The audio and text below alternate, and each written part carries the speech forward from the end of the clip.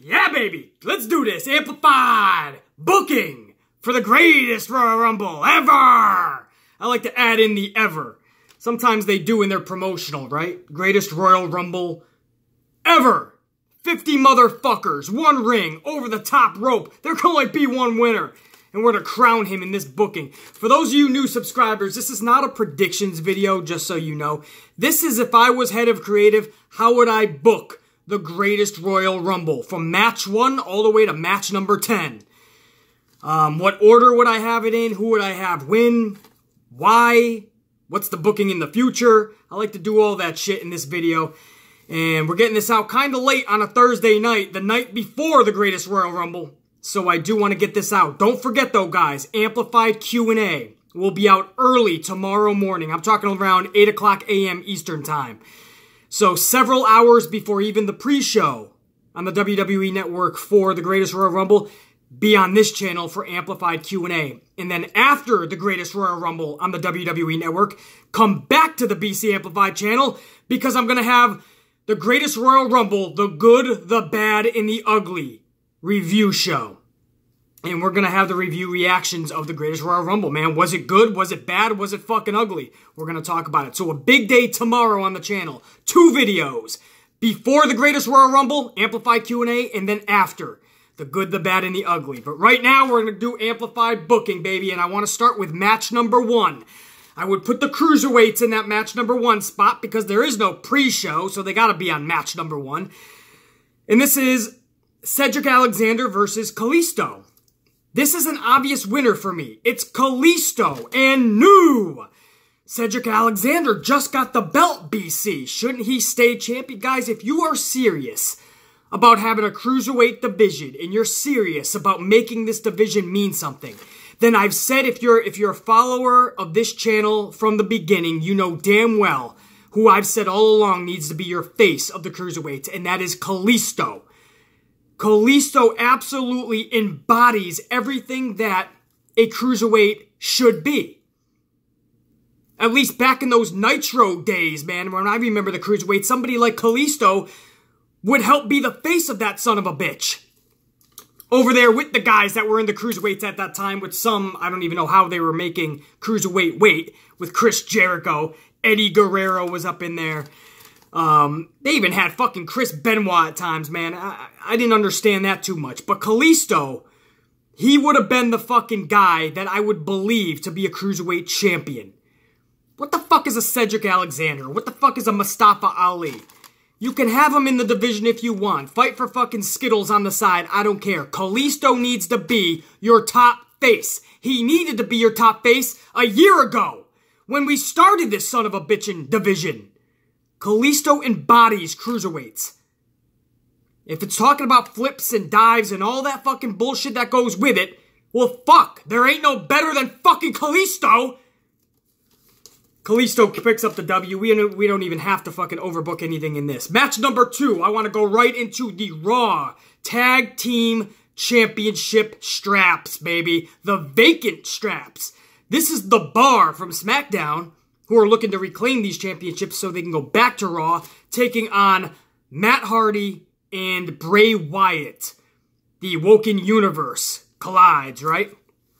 And in this match, very simplistic as well, just like match number 1. Don't have to overbook anything. This is Matt Hardy, Bray Wyatt, and new Raw Tag Team Champions.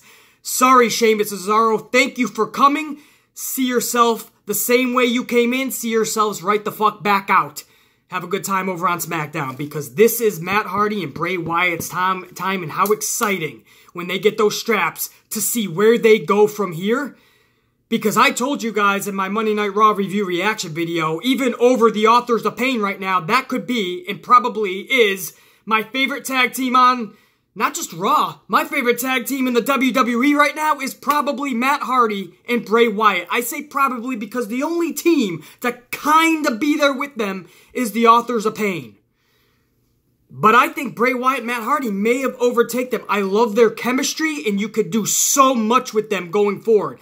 Not only are they dynamite in the ring together, but booking them, you could do so much creative shit.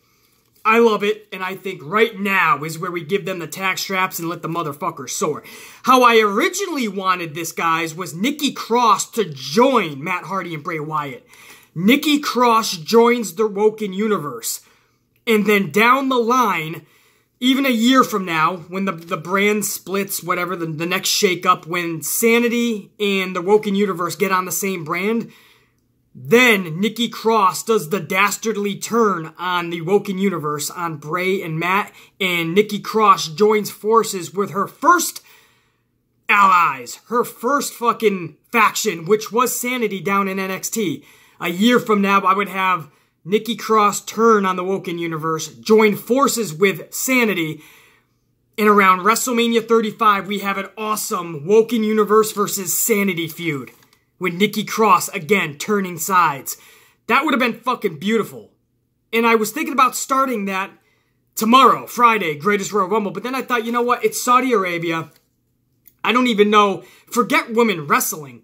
I don't even know if women can show up as like manager. I don't even know the rules. I don't even want to play that game. So I left her off of it. It also looks like Nikki Cross is going to be a big part of June 16th's NXT TakeOver Chicago.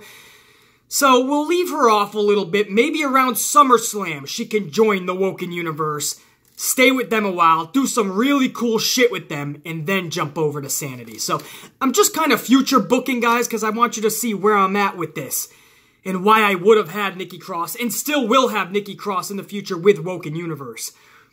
But for the sake of a lot of reasons, I left Nikki Cross off this show. And this is going to be Matt Hardy, Bray Wyatt, picking up those tag straps, the vacant Raw tag straps, on their own. Defeating Sheamus and Cesaro, The Bar, 1, 2, 3. No cheatery, no dastardly deeds, no fucking ifs, ands, or buts. This is just a victory, man. 1, 2, 3. We got new Raw tag strap champions. Match number 3, we're going to flip over to the blue brand for the tag straps. We're going to go to SmackDown Tag Team Championships. That's the champions, the Bludgeon Brothers, taking on challengers, the Usos. Just like the Raw Championships, it would have been cool to have Nikki Cross be in there interfering. I would have loved to have Naomi interfere a little bit and continue her story with the Usos. But again, you're in Saudi Arabia. We're not even going to play around with the females because they don't like it. WWE doesn't feel comfortable with it. We'll leave Naomi off. This has to be your squash match of the night. It's time to start building up the Bludgeon Brothers again. They started off so hot, and then all of a sudden they became just another tag team recently. So you have to start building them up again. Yes, it's going to have to be at the Usos' expense. I would start this match off hot with the Usos. Usos are giving everything in their arsenal, but just 2 minutes worth.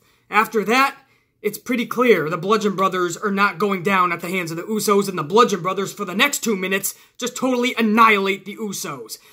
Bludgeon Brothers, Harper, and Rowan pick up the victory and retain their tag team championships.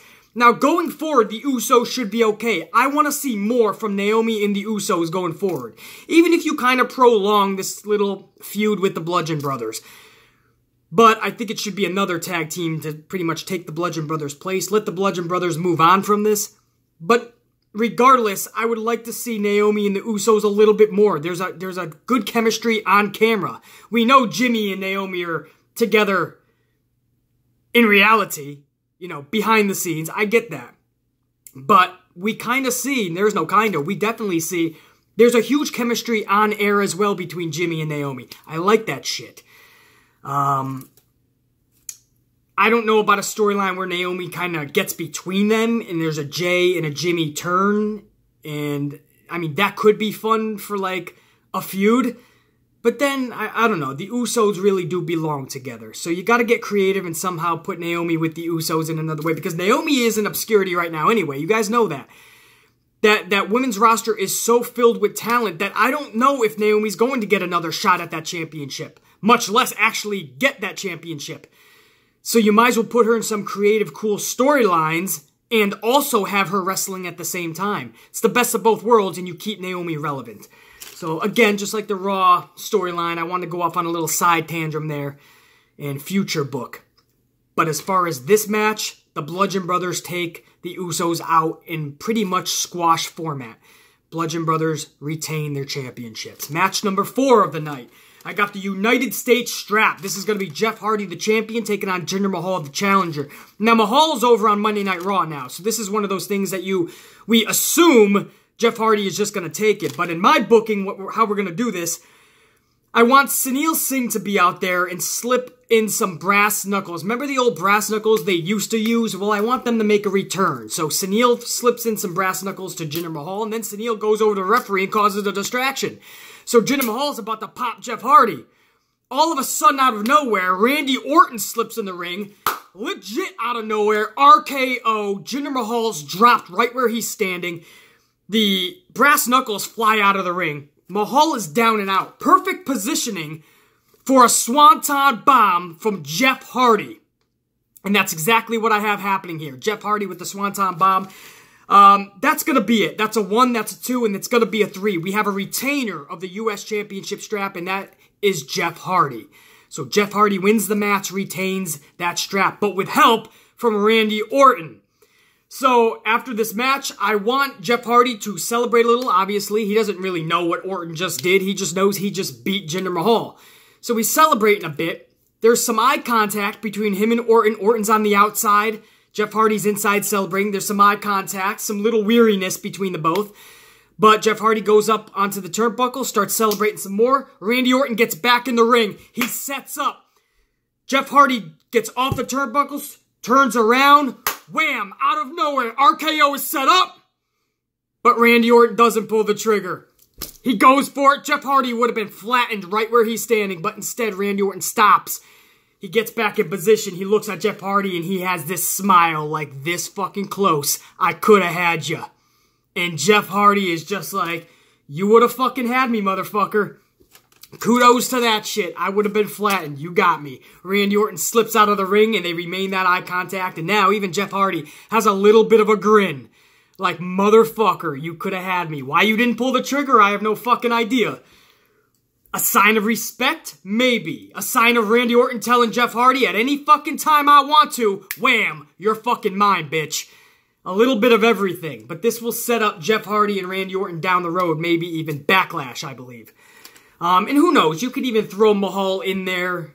Or after Backlash, Mahal can still say, hey man, I didn't lose this on my own. I got RKO'd and then swanton bombed. That's not fair. So Mahal can still be relevant in this whole situation as well. But this will get finished, this whole Jeff Hardy, Randy Orton thing, which again should be at Backlash. And this is a fun way to build to that. So that's the United States Championship match. Jeff Hardy retains, and again, some fun extracurricular activity afterwards. The fifth match of the night, I have the Intercontinental Championship match. This is a ladder match, guys. This is Seth Rollins, The Miz, Finn Balor, and Samoa Joe. I want to get right to the end of this match, because the match itself should be the show stealer.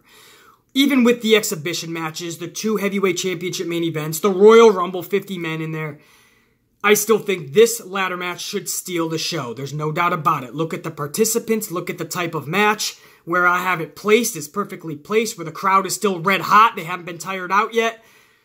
And at the very end of this, man, I have Rollins going up the ladder on one side. I have Finn Balor going up the ladder on the other side. They both retrieve the championship strap.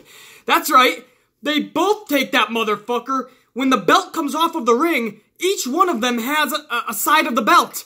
And they're pulling it from each other. They're starting to go down the ladder. They each have a side of the strap. They fall to the canvas. They're on the floor now trying to rip it from each other. Almost like NFL when there's a fumble for the football and each team is trying to rip it out of the other. The same thing with these wrestlers. Finn Balor and Seth Rollins are trying to rip the title from each other because nobody knows who fucking won.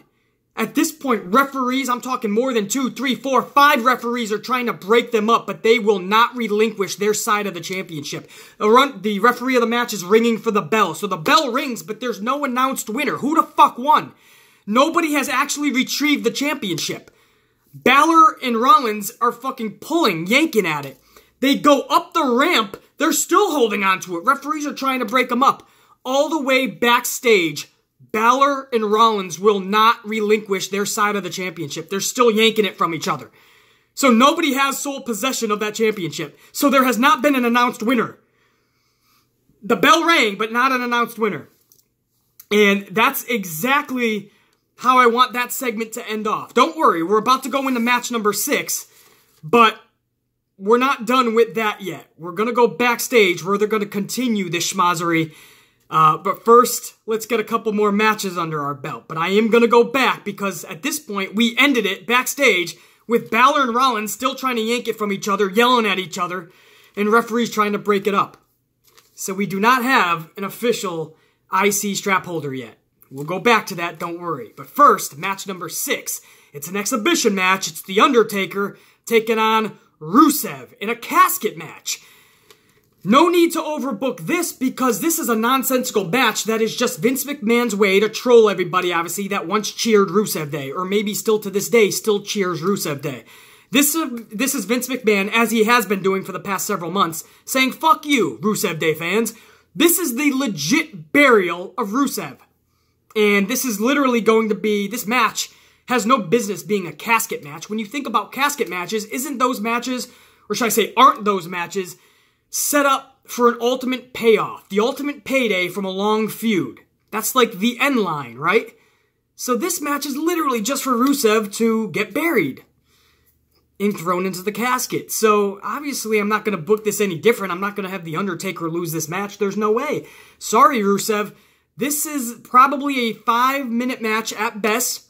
I guess maybe you go 10 minutes. There's really no reason for this. Couple of tombstones. You roll Rusev into that casket. And Aiden English, get your ass in here, buddy. You're taking a tombstone as well. You're going in there with your buddy. And we're going to celebrate Rusev Day in your fucking casket. How about that? Because Aiden English has to join. There has to be a big moment here, right? You can't just throw Rusev in. Aiden English is like, but what the fuck? It's Rusev Day. He can't fucking go in a casket. No, motherfucker, you're going with him. Rusev isn't going to celebrate this day on his own, by himself. You join him. Tombstone to Aiden English. Aiden English gets thrown in with Rusev. Undertaker shuts that son of a bitch. And Rusev Day has officially been buried into that casket. Sorry, guys. Hey, I didn't make this shit up. Vince McMahon booked this. He put me into a pickle having to book this. If that's the match he created, I can go no other way with this. Rusev Day has to be buried. Again, this does not even have to be overbooked. It's a double burial. Rusev and Aiden English go into this casket. Undertaker gets his big moment in front of 60,000 strong in Saudi Arabia. We go into match number 7, which is another exhibition match. This is going to be John Cena versus Triple H. Now, here's maybe a little shocker for you. I know you guys are thinking this has to be John Cena. He's been on a losing streak. Triple H doesn't wrestle that much. Neither does John Cena. But Triple H doesn't wrestle even as much as John Cena. But no, I'm going to throw a swerve at you guys. I have Triple H defeating John Cena in this match. Not even over the top, debauchery and cheatery and dastardly ways. No, this is going to be a legit victory by Triple H. And it's going to be a shocker. And I want John Cena, I want Triple H to leave the ring after the match before John Cena. And I want John Cena to have that distraught look in his face. Like, his lows, his misery continues in that ring. He cannot win on big stages. He cannot win matches, big-time matches. He doesn't know if he forgot how to. Maybe he just doesn't have it in him anymore. He has to find that spark again. He's been telling this story for months, this losing streak. Why would it all be just to win a match against Triple H in Saudi Arabia on a Friday special event? All of this losing streak, this big story being told that John Cena cannot win the big match was all just to beat Triple H finally at the greatest Royal Rumble? I don't see that happening, guys. I would have these lows continue all the way to SummerSlam for John Cena. And that's where John Cena has a big epic match at SummerSlam. Maybe even he puts his career on the line. Really put the stakes really high. But John Cena ultimately finally gets that big win at SummerSlam, and then we get one more big run by John Cena. I really do feel John Cena, as much as I'm not a big fan of him, guys, I feel he's got one more solid run, a goodbye tour, if you will, to his fans. One last goodbye solid run tour for John Cena. I don't know if he wins the championship for a record time or not, but one more solid run, and I feel that should start again at SummerSlam. But don't forget, Triple H, too, just lost at WrestleMania, and he's going to show up for Survivor Series, maybe even SummerSlam, Survivor Series, WrestleMania. He shows up for those big events. You can't have Triple H going into these big events on a losing streak either. So I think the story would be better told if John Cena continues his losing streak going into SummerSlam. And again, it's just a Saudi Arabia Friday afternoon special event. He'll be just fine. Triple H picks up the W in my book. It's after that match where the fun kicks in. Because we're going to go backstage again. This is where we're going to have Rollins and Finn Balor still trying to yank the championship from each other. They will not let it go. Other superstars are around the area, referees, nobody's letting them go. Finally, fucking Rollins is like, I have to go to the bathroom, give it to me. And Balor's gonna be like, go to the bathroom, you're gonna give the belt to me first. No, Rollins is like, I'm going to the bathroom. Balor's like, let's go, I'm going with you. Balor's like, and fucking Rollins is like, you're not going to the fucking bathroom with me, dude. And Balor's like, well, give me the fucking strap then. Without the fucking, it's PG. We're not PG on this channel. And Rollins is like, I'm not giving you the championship, and you're not coming to the bathroom with me. Make some comedy out of it, too, you know what I mean? Like, they will not give this fucking thing up. Finally, Kurt Angle shows up, and Kurt Angle tries yanking it out of their arms. They're still not letting it go even for Kurt Angle, but Kurt Angle just starts screaming. He is the authority figure. So Kurt Angle finally is able to yank that championship away from both Rollins and Balor. And Kurt Angle finally gets that championship yanked out, and he makes a rematch because he says, listen, none of you actually were the clear-cut victor here, so it's a no contest. The official ruling, I am ruling right now, was the match earlier tonight was a no contest. That IC strap match. And this Monday night on Raw, we will do it all again, and we will have a definitive winner because I will be ringside to make sure of it.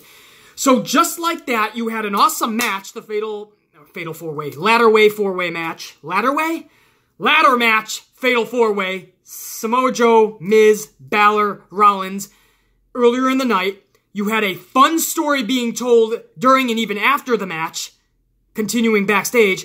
So you had a good match, you had a fun story being told, and now we get another ultimate payoff Monday night, the main event of Monday Night Raw. You're going to have The Miz and Samoa Joe from SmackDown come back to Monday Night Raw for one night only, at least for now, and they're going to have that whole Fatal 4-Way again in the ladder match. And we're going to do it again. That's a main event. That's a Raw-worthy main event. No more multi-person schmaz matches, 5-on-5 for no reason for the men, 5-on-5 for no reason with the women. Let's have a real main event. If you're going to have a schmazzery, let's put those 4 competitors in that ladder match. Let's do it again. This time we have a definitive winner. So, if you just use some creativity, you had a great match, you had an awesome story being told, and you have everybody having to tune in Monday night to see that main event, to see the clear-cut, definitive winner. Who's it gonna be? Will it be a shocker and be Miz or Samoa Joe? Or is it gonna be one of those 2 motherfuckers that refuse to relinquish that championship, Balor or Rollins? So Kurt Angle drops the fucking hammer, and Monday night we'll have to see who the definitive winner is, but it's a no contest. The belt's not vacant. It's ruled as a no contest. So Seth Rollins is giving back his championship belt back. Seth Rollins is still your champion. But Monday night, they got to do it all again. That's how you book this shit, baby. Let's have some fun. Let's get creative.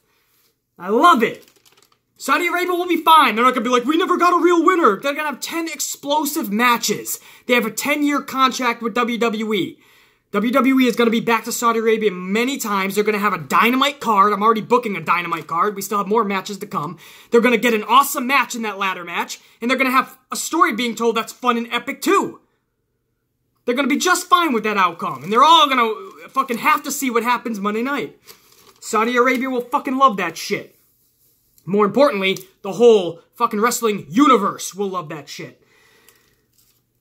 Let's go on to match number 8. This is the WWE Championship, and I'm talking Nakamura versus AJ Styles, the champion. Now, this match has to be better than their first match, guys. We all know their WrestleMania match didn't just not meet expectations. It fell well below expectations. This has to be much better. The end of this match, I do see some dastardly deeds being done by the newborn heel over on SmackDown, Shinsuke. I want Shinsuke to kind of hide behind the referee at one point in this match, and AJ Styles inadvertently, accidentally decks the referee. Doesn't knock him out, but he knocks the referee down to the mat. And this is where, ever the opportunist, Nakamura delivers one of his patented low blows to AJ Styles. After the low blow is applied to AJ, Shinsuke goes to wake up the referee a little bit. Again, he wasn't knocked out, but he revives him a little bit. The referee gets to one knee. But Shinsuke, again, ever the opportunist, He looks at that referee still on one knee and trying to fucking come to. Shinsuke goes back to AJ Styles, picks him up, and he delivers a second low blow to AJ Styles. AJ Styles is flatlined at this point. Shinsuke goes back to the referee, helps him fully back to his feet. Shinsuke hits the corner, and he delivers a Kinshasa for the ages. Here in New York City, I want to hear that motherfucking Kinshasa all the way over in Saudi Arabia. That's how loud this thing has to be. He literally has to knock AJ Styles' head off of his shoulders. He needs to knock his block off his rocker. AJ Styles is pretty much at this point knocked the fuck out. If the low blows didn't do it, the Kinshasa did. That's it. It's 1, it's 2, it is 3. It is a new WWE Heavyweight Champion of the World. His name is Shinsuke Nakamura. What a huge moment for the first ever Japanese Heavyweight World Champion in WWE, and it is Shinsuke. And it could not be better timing. Nakamura right now, with where he is at right now in his spot in WWE's main roster, he is just now hitting his stride. He is just now coming into his prime. Really starting to feel it. Identify with who the fuck he is in the WWE on the main roster. What is Shinsuke? Who is Shinsuke? What is he about? Where is he going? A lot of those answers are going to come to the forefront this Friday, tomorrow. Greatest Royal Rumble. AJ Styles defeated flat on his back. And this isn't the end. There's a rubber match coming, right? AJ got the first match. Shinsuke, we're not talking about New Japan Pro Wrestling, guys. Just their matches in WWE. AJ Styles got the first one. Shinsuke will pick up this one. And now we see it going forward. Doesn't have to be a fucking ultimate payoff at Backlash. Maybe at Money in the Bank. Somehow maybe they drag this to SummerSlam. If creative can actually get creative, I'm willing to see that. But that's many months away, so they would have to be super creative. But this is all going to come down to the rubber match. AJ Styles is going to be fine. He doesn't need a championship. You know what I mean? I always say, guys, the championship doesn't make the man makes the championship. AJ Styles has already been made. Does he deserve it? Absolutely. And he's had it several times. But I'm okay with Shinsuke having it for a while now. If you're gonna hot potato a championship, which I cannot stand, if it's between Shinsuke and AJ, at least that's fucking believable. At any given night, any one of them can beat each other. So that's believable hot potato. Just like Charlotte and Sasha Banks. Everyone hated it. I didn't like it either. But it was believable. At any given night, either one of them can win the match. But I'm not going to rehash it. I'm not going to go any further, guys. This is a really good matchup with some fun at the end that sees a new WWE Heavyweight Champion. Shinsuke Nakamura defeats AJ Styles. Fucking epic. Match number 9, we got the Universal Strap. So the Heavyweight Championship over on the red brand. This is going to be a steel cage match. Champion Brock Lesnar taking on challenger Roman Reigns. Not only am I not going to overbook this, I'm not even going to spend a lot of time on it, guys. This is just like Rusev and Undertaker. I feel bad that I have to book this, because this is what Vince McMahon has given me to book, at least on this channel.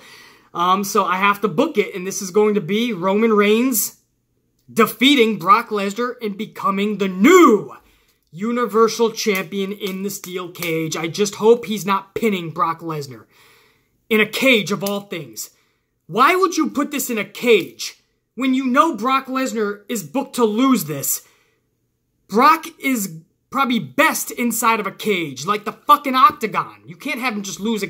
This is Vince really wanting to make Roman look super strong. Not just win the match, but win it in Brock's specialty inside the cage. Almost like it's supposed to simulate an octagon. Just like the casket match, there's no need to have this match in a steel cage. A casket match is only going to make Rusev look that much more weaker. Losing inside of a steel cage is going to make Brock Lesnar look that much weaker, and there's no need to do that. We already know Vince wants to put that strap on Roman. There's 100 other ways you could have done it without making Brock look super weak.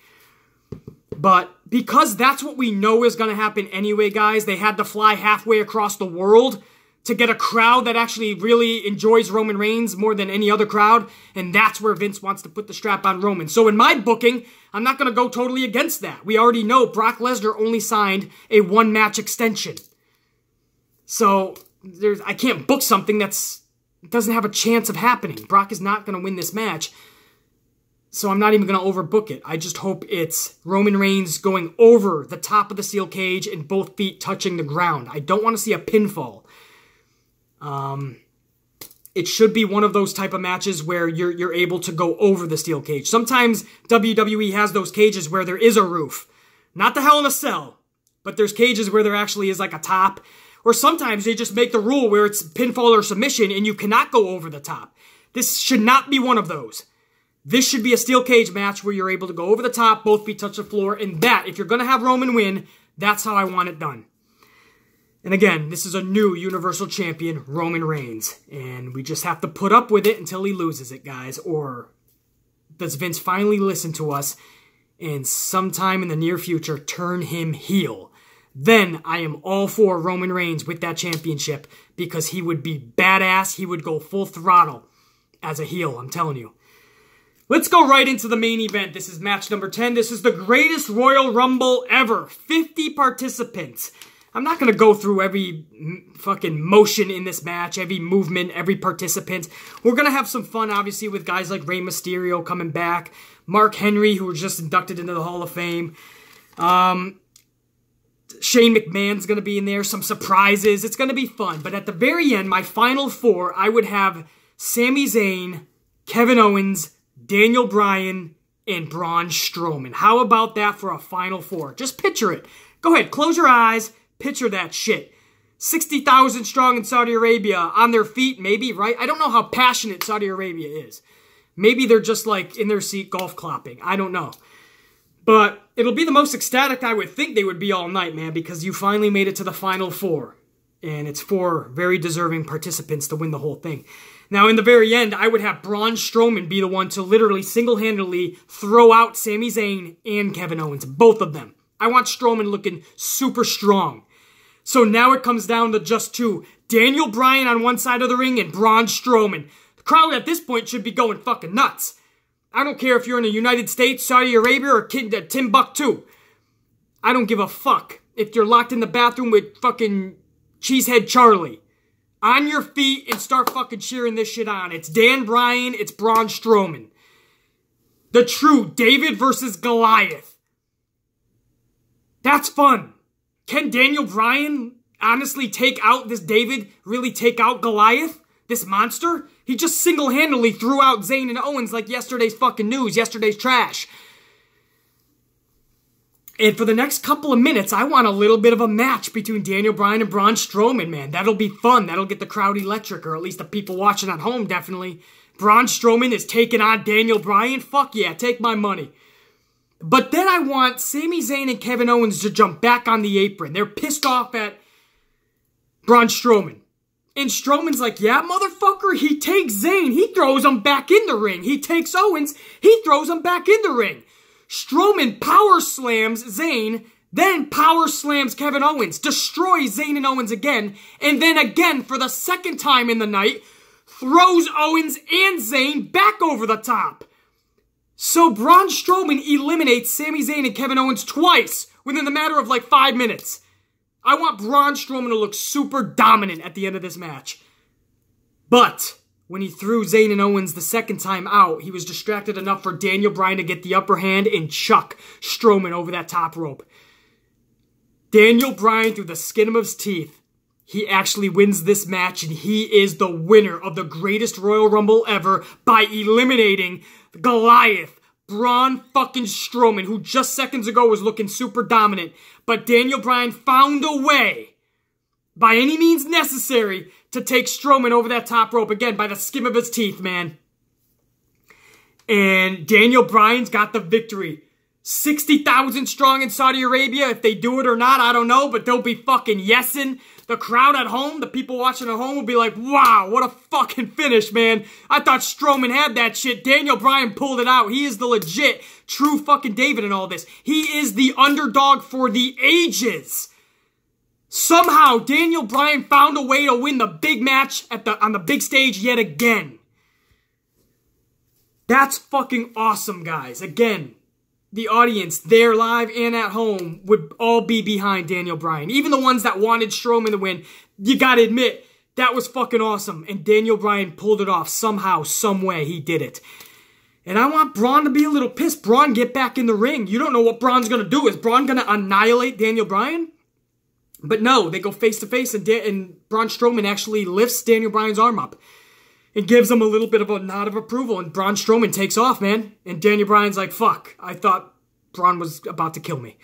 But Braun takes off, man, and Daniel Bryan celebrates. We fade to black. The greatest Royal Rumble from Saudi Arabia goes off the air on the WWE Network. Just like that. What a fucking show. I didn't overbook shit. This is a special event. The middle of a Friday afternoon over in Saudi Arabia. Didn't need to overbook it, but I booked a solid special event. We had some fun, some interesting storylines going forward, future booking that's epic. We've got new champions, an amazing fucking Royal Rumble match that ended in fucking epic fashion. Everyone's excited going into Monday Night Raw a few nights later. And SmackDown a night after Raw, and going towards SummerSlam. Everyone's pumped, man. It is a greatest Royal Rumble. And we didn't even have to overbook it. We just put together a solid show with the superstars that Vince McMahon is giving us. Just like that, man. And Braun Strowman doesn't look any weaker by holding up Daniel Bryan's hand. He was just winning the Raw tag straps at WrestleMania with a fucking 10-year-old kid. That didn't make him look weak. But losing against fucking the ultimate underdog, Daniel Bryan, that's gonna make... No, man. It will be a nod of respect and approval. Braun Strowman is a legit face anyway. This will just gain him more fucking momentum. And Braun Strowman can go further with his booking just fine. We've seen the way he was booked the past year. If anything, this has been the worst he's been booked around WrestleMania. So now, after the greatest Royal Rumble, especially with that nod of approval, we can let him start to flourish just like he used to be before the whole WrestleMania booking. And the whole tag team with Sheamus and Cesaro. I never felt comfortable with him being there. After we get done with this greatest Royal Rumble, then we start building up Braun Strowman as a singles competitor, not with Bobby Lashley. Braun will be fine. And again, he looks super dominant at the end of the Rumble. So he's fine. Relax. Daniel Bryan, in my booking, you gotta end this pay-per-view / special event. You have to end this with Saudi Arabia. Yes, and man, we gotta have Daniel Bryan get that big win. Because that's just fucking epic. At least in my booking. How would you guys book this shit? Don't be afraid. I know it takes a lot of fucking time and effort to book this shit. And if you think it's easy, try booking it, guys. It ain't fucking easy, man. So put together your own card. Not just to compete with BC. Compete with Vince. Put together a card and let's see if you can beat WWE. Because I'm telling you right now, I think with my booking that I just gave you guys, I'm already declaring myself the winner. But we'll see. We're going to wait tomorrow. We're going to let the greatest Royal Rumble play out. And I'm going to be with you guys tomorrow night for the good, the bad, and the ugly. We're going to see if I won or did Vince McMahon kick my ass in the booking. We'll see. Should be a fun show, guys. Thank you for joining me on Amplified Booking. We'll see how Vince McMahon actually books this thing in just a few hours tomorrow afternoon. 11 a.m. Eastern Time is when they're going to kick off the pre-show. Again, I cannot stress this enough. A few hours before that pre-show, check out the BC Amplified channel. Tomorrow morning, I am going to have an Amplified Q&A. You definitely want to check that out. We're going to have a lot of fun leading up to the greatest Royal Rumble, guys. So if you have school tomorrow, you better play hooky. You cannot miss tomorrow, man. Big video here on the channel, and then the greatest Royal Rumble on the WWE Network, and then right after the greatest Royal Rumble, you have the good, the bad, and the ugly. So there ain't no school tomorrow. There is no work tomorrow. Fuck that shit. We're all staying home. Tell your teacher, tell your boss it's fucking, I don't know, Rusev Day. If he doesn't know what it is, good. Tell him it's something we celebrate. And maybe he won't question it, right? We live in a world today where as long as you say you celebrate something that somebody else doesn't quite know what it is, they let you do it because they don't want to offend you anyway. So, fuck it. That's what we're all going to say. Tomorrow is Rusev Day and we all get to fucking stay home. Because we got to see Rusev get fucking buried, right? Last time we're going to see Rusev. Not really. He'll probably be on SmackDown Tuesday, but tell him it's Rusev Day, man. I'm going to shut the fuck up, man. I think we had a lot of fun in this video. Hopefully you guys did, and I'll see what you guys have broken down below in the comments. I have to re-up on my coffee, man. I gave you everything I had in this past 45 minutes-ish, guys. Now I got to re-up on my coffee, keep kicking ass this evening out there on the New York City streets. Amplified Man's cashing the fuck out. I'll see you guys early tomorrow morning for Amplified Q&A. B motherfucking C. We're out. Check you.